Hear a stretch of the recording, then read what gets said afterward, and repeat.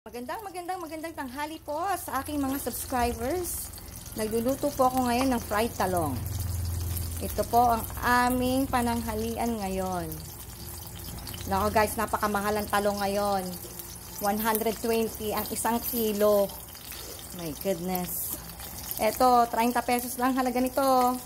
Tipid-tipid tayo mga subscribers, mga beshi, mga friends, mga guys.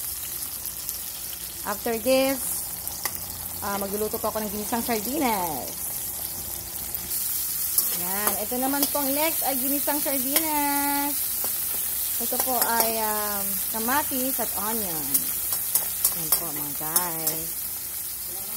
Gisahin po natin ang bawang at saka kamatis. Yan. Ito po guys. Yan. Nilagay ko na po ang sardinas. Yan po. Lagyan po natin siya ng pepper.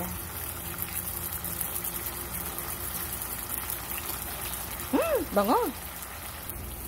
Napakabango po. Mga guys. Sobrang sarap po nito. Sardinas. Na may kamatis. Pepper. Ayan mga guys. Ang aking ginisang sardinas na aming pananghalian ngayon. Yan po guys. Tapos, itatoppings na po natin ngayon ang fried talong. Guys. Ito po ngayon ang aming pananghalian mga guys.